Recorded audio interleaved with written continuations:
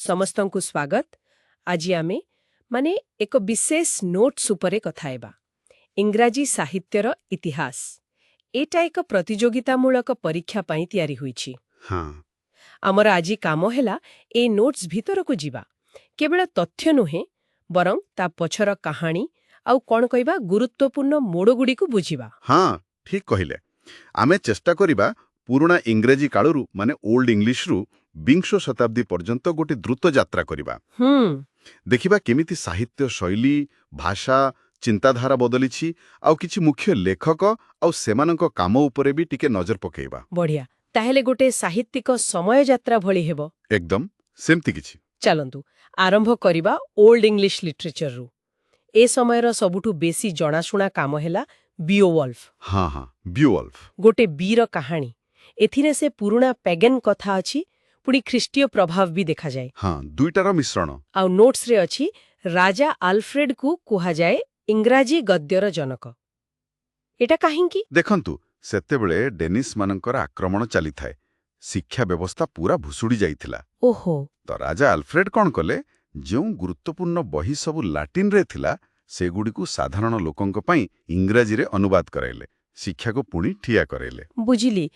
ସେଇଠୁ ଇଂରାଜୀ ଗଦ୍ୟର ମୂଳଦୁଆ ପଡ଼ିଲା। ହଁ, ଏକଦମ ସେଇଆ। ତାପରେ ଆସିଲା ମିଡଲ ଇଂଲିଶ ପିରିୟଡ, ମଧ୍ୟଯୁଗୀୟ ଇଂରାଜୀ କାଳ। ନର୍ମାନ ବିଜୟ ଏଠି ଗୋଟେ ବଡ଼ କଥା। ବହୁତ ବଡ଼ କଥା। ଭାଷା ଉପରେ ତ ବହୁତ ପ୍ରଭାବ ପଡ଼ିଲା। ନିଶ୍ଚୟ। ପୁରୁଣା ଇଂରାଜୀ ସହ ଫରାସୀ ମିଶିଲା। ଧୀରେ ଧୀରେ ସେଇଟା ହେଲା ମଧ୍ୟ ଇଂରାଜୀ। ଆଉ ଏ ଯୁଗର ସବୁଠୁ ବଡ଼ ନାଁ ଜେଫ୍ରି ଚସର। ବିଲକୁଲ। ଚସରଙ୍କ ବିନା ମିଡଲ ଇଂଲିଶ କଥା ଭାବି ହୁଏନି। ତାଙ୍କର କ୍ୟାଣ୍ଟରବରି ଟେଲ୍ସକୁ ଦେଖନ୍ତୁ। ଏଇଟା ଖାଲି କିଛି ଗପ ନୁହେଁ, ଏହା ତ ସେ ସମୟର ଇଂଲଣ୍ଡର ପୁରା ଚିତ୍ର ଦେଇଦେଉଛି। ସମାଜର ଦର୍ପଣ ଭଳି। ହଁ, ସେମିତି କିଛି। ଅଲଗା ଅଲଗା ବର୍ଗର ଲୋକ, ତାଙ୍କ ଭାଷା, ତାଙ୍କ କଥାବାର୍ତ୍ତା, ମାନସିକତା ସବୁକିଛି ଅଛି। ଚସର ହିଁ ଇଂରେଜୀ ଭାଷାକୁ ଗୋଟେ ନୂଆ ସ୍ତରକୁ ନେଲା। ଆଉ ସେ ହିରୋଇକ୍ କପଲେଟର କଥା। ହଁ, ହିରୋଇକ୍ କପଲେଟ ଯୋଡ଼ି ହୋଇଥିବା ଦୁଇ ଧାଡ଼ି ଯାହାର ଶେଷ ଶବ୍ଦ ମିଶୁଥିବ, ସେଇଟାକୁ ସେ ବହୁତ ଲୋକପ୍ରିୟ କଲେ। ଆଚ୍ଛା। ଚସରଙ୍କ ପରେ ଆଉ ଏଲିଜାବେଥିଆନ୍ ଯୁଗ ଆଗରୁ ଆଉ ଦୁଇଟା ଗୁରୁତ୍ୱପୂର୍ଣ୍ଣ କଥା ହେଲା। ଗୋଟେ ତ ମୁଦ୍ରଣ କଳା, କ୍ୟାକ୍ସଟନଙ୍କ ଦ୍ୱାରା। ହଁ, ପ୍ରିଣ୍ଟିଂ ପ୍ରେସ୍। ଆଉ ଦ୍ୱିତୀୟରେ ବାଇବେଲର ଇଂରାଜୀ ଅନୁବାଦ ୱିକ୍ଲିଫ୍, ଟିଣ୍ଡେଲ ଏମାନେ କଲେ। ଏଗୁଡ଼ା ନିଶ୍ଚୟ ବହୁତ ପ୍ରଭାବ ପକେଇଥିବ। ଏକଦମ। ମୁଦ୍ରଣ ଯୋଗୁଁ ବହି ତ ସହଜରେ ମିଳିଲା, ଆଉ ବାଇବଲ ଅନୁବାଦ ଦ୍ୱାରା ଇଂରେଜୀ ଭାଷାକୁ ଗୋଟେ ମାନକ ରୂପ ମିଳିଲା। ଆଉ ଏହି ସମୟରେ ହିଁ ୟୁରୋପରେ ସେ ପୁନର୍ଜାଗରଣ ବା ରେନେସା ଆସିଲା।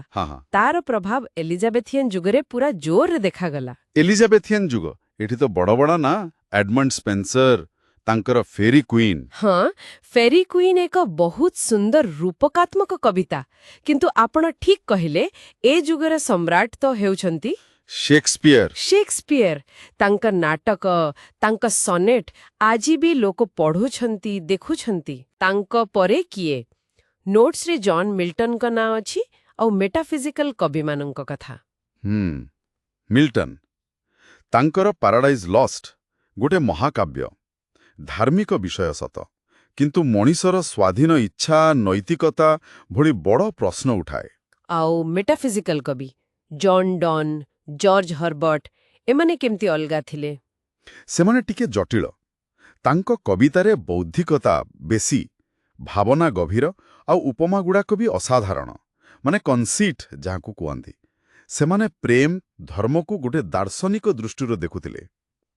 ବୁଝିଲି। ତାପରେ ଆସିଲା ପୁନଃସ୍ଥାପନ ଯୁଗ, ରେଷ୍ଟୋରେସନ ପିରିୟଡ। ରାଜତନ୍ତ୍ର ଫେରିଲା। ଏଠି ନିଓ କ୍ଲାସିସିଜମ କଥା ଅଛି। ଏଇଟା କ'ଣ? ନିଓ କ୍ଲାସିସିଜମ ହେଲା ପୁରୁଣା ଗ୍ରୀକ୍ ଆଉ ରୋମାନ ସାହିତ୍ୟର ଆଦର୍ଶକୁ ଫଲୋ କରିବା। ଯେମିତିକି ଯୁକ୍ତି, ଶୃଙ୍ଖଳା, ସ୍ପଷ୍ଟତା ଏସବୁ ଉପରେ ଜୋର ଦେବା। ଆଚ୍ଛା।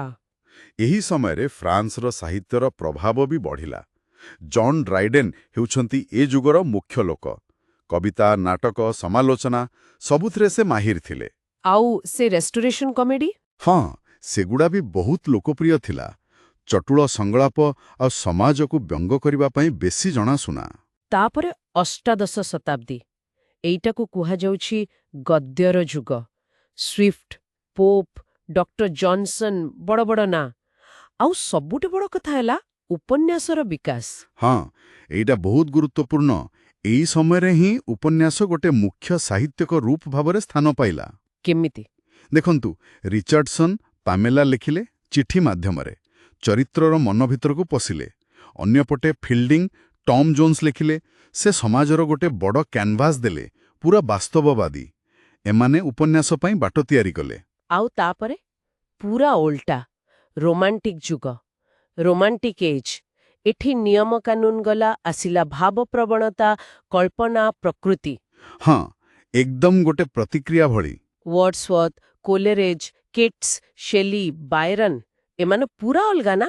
ନିଶ୍ଚୟ, ସେମାନେ ଅଷ୍ଟାଦଶ ଶତାବ୍ଦୀର ସେଇ ଅତ୍ୟଧିକ ଯୁକ୍ତିବାଦ ଆଉ ଶିଳ୍ପ ବିପ୍ଳବର ଯାନ୍ତ୍ରିକତା ବିରୁଦ୍ଧରେ ଥିଲେ। ସେମାନେ ବ୍ୟକ୍ତିର ଅନୁଭୂତି, ସାଧାରଣ ଲୋକଙ୍କ ଭାଷା, ପ୍ରକୃତିର ସୌନ୍ଦର୍ଯ୍ୟ, ରହସ୍ୟ ଏସବୁକୁ ଗୁରୁତ୍ୱ ଦେଲେ।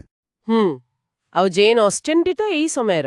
ହଁ, ଜେନ୍ ଅଷ୍ଟେନ୍, ତାଙ୍କର ସେ ସୂକ୍ଷ୍ମ ସାମାଜିକ ବାସ୍ତବବାଦ, ଚରିତ୍ର ଚିତ୍ରଣ, ସେଇଟା ବି ଏହି ଯୁଗର ଆଉ ଏକ ଦିଗ। ତାପରେ ଆସିଲା ସେ ଲମ୍ବା ଭିକ୍ଟୋରିଆନ୍ ଯୁଗ, ଭିକ୍ଟୋରିଆନ୍ ଏଜ୍।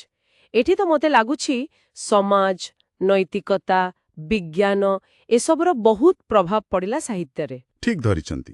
ସେତେବେଳେ ବ୍ରିଟିଶ ସାମ୍ରାଜ୍ୟ ବଢ଼ୁଛି, ଶିଳ୍ପ ବିକାଶ କରୁଛି, କିନ୍ତୁ ତା ସାଙ୍ଗେ ସାଙ୍ଗେ ଦାରିଦ୍ର୍ୟ, ସାମାଜିକ ଅସମାନତା ବି ବଢ଼ୁଛି। ଆଉ ଡାର୍ୱିନ୍? ହଁ, ଡାର୍ୱିନ୍ଙ୍କ ବିବର୍ତ୍ତନବାଦ ଧର୍ମ ବିଶ୍ୱାସ ଉପରେ ପ୍ରଶ୍ନବାଚୀ ସୃଷ୍ଟି କରୁଛି। ଏହି ଯେତେ ସବୁ ଦ୍ୱନ୍ଦ୍ୱ, ଚିନ୍ତା ଏସବୁ ଆପଣ ଭିକ୍ଟୋରିଆନ୍ ସାହିତ୍ୟରେ ପାଇବେ। ଯେମିତି ଡିକେନ୍ସଙ୍କ ଲେଖାରେ ସାମାଜିକ ସମାଲୋଚନା। ହଁ, କିମ୍ବା ଟେନିସନ୍ଙ୍କ କବିତାରେ ସେ ବିଶ୍ୱାସ ଆଉ ସନ୍ଦେହ ଭିତରେ ସଂଘର୍ଷ। ଆଉ ଥୋମାସ୍ ହାର୍ଡିଙ୍କ କଥା ଦେଖନ୍ତୁ, ତାଙ୍କର ସେ ନିୟତିବାଦୀ ଦୃଷ୍ଟିକୋଣ। ଏ ଯୁଗ ତ ବହୁତ ବିଶାଳ। ଶେଷରେ ଆସିଲା ବିଂଶ ଶତାବ୍ଦୀ ଆଉ ମଡର୍ଣ୍ଣିଜମ୍ ବା ଆଧୁନିକତାବାଦ। ଏଠି ତ ଲାଗୁଛି ପୁରା ପ୍ୟାରାଡାଇମ୍ ଶିଫ୍ଟ। ହଁ, ପୁରା ଖେଳ ବଦଳିଗଲା କହିଲେ ଚଳେ। ଟି.ଏସ୍. Elliott, James Joyce, Virginia wolf ଏମାନେ ଏମିତି କ'ଣ ନୂଆ କଲେ? ଦେଖନ୍ତୁ, ଦୁଇଟା ବିଶ୍ୱଯୁଦ୍ଧର ଅଭିଘାତ, ଫ୍ରଏଡ୍ ୟୁଙ୍ଗଙ୍କ ମନୋବିଜ୍ଞାନର ନୂଆ ଆବିଷ୍କାର ଏସବୁ ପୁରୁଣା ନିଶ୍ଚିତତାକୁ ଭାଙ୍ଗିଦେଲା। ଓହୋ। ତ ଏହି ଆଧୁନିକତାବାଦୀ ଲେଖକମାନେ କ'ଣ କଲେ? ସେମାନେ ସେ ପାରମ୍ପରିକ ଗପ କହିବା ଶୈଳୀ ଛାଡ଼ିଲେ। ମଣିଷର ସେ ଭଙ୍ଗା ମନ, ତା ଭିତରର ଚେତନା ପ୍ରବାହ, ତାକୁ ଧରିବାକୁ ଚେଷ୍ଟା କଲେ। ସେଇ ଷ୍ଟ୍ରିମ୍ ଅଫ୍ କନ୍ସିୟସନେସ୍ କଥା କହୁଛନ୍ତି? ହଁ, ସେଇଟା। ମାନେ ଚେତନା ଯେମିତି ଭାସି ଚାଲିଛି, ତାକୁ ସିଧା ଲେଖିବା। ଏମିତି ନୂଆ ନୂଆ କୌଶଳ ବ୍ୟବହାର କଲେ। ସାହିତ୍ୟ ଆହୁରି ଜଟିଳ ହେଲା, ଆହୁରି ବ୍ୟକ୍ତିକେନ୍ଦ୍ରିକ ହେଲା। W.B. ୟେଟ୍ସ ବି ତ ଏହି ସମୟର? ହଁ, ୟେଟ୍ସ, ଅଡେନ୍ ଏମାନେ ବି ପ୍ରମୁଖ କବି। ୟେଟ୍ସଙ୍କ କବିତାରେ ବି ଏ ପରିବର୍ତ୍ତନର ଛାପ ଦେଖିବାକୁ ମିଳେ। ବାଃ, ସତେ ଏତେ ବଡ଼ ଇତିହାସକୁ ଏତେ କମ୍ ସମୟରେ କଲର କରିବା ତ ବହୁତ କଷ୍ଟ। ଏଟା ତ କେବଳ ଗୋଟେ ଝଲକ ମାତ୍ର। କେବଳ ମୁଖ୍ୟ ମୁଖ୍ୟ ବିନ୍ଦୁ ଉପରେ ଆମେ ଗଲୁ, କିନ୍ତୁ ଆଶା ଏଇଟା ଗୋଟେ ଭଲ ଆରମ୍ଭ ଦେଇଥିବ। ନିଶ୍ଚୟ। ଶେଷରେ ଗୋଟିଏ କଥା ଖାଲି ଚିନ୍ତା କରିବା ପାଇଁ ଛାଡ଼ି ଯାଉଛି। ହଁ, କୁହନ୍ତୁ। ଏତେ ଯୁଗ ବଦଳିଲା, ଏତେ ପରିବର୍ତ୍ତନ ଆସିଲା, ଏ ସବୁ ଭିତରେ ଇଂରାଜୀ ସାହିତ୍ୟରେ ଏମିତି କ'ଣ ଗୋଟେ ସୂତା ଅଛି ଯାହା ସବୁବେଳେ ରହିଛି? କେଉଁ ମାନବୀୟ ଅନୁଭୂତି ବା କେଉଁ ପ୍ରଶ୍ନ ବାରମ୍ବାର ଲେଖକମାନଙ୍କୁ ଫେରି ଫେରି ପ୍ରେରିତ କରିଛି?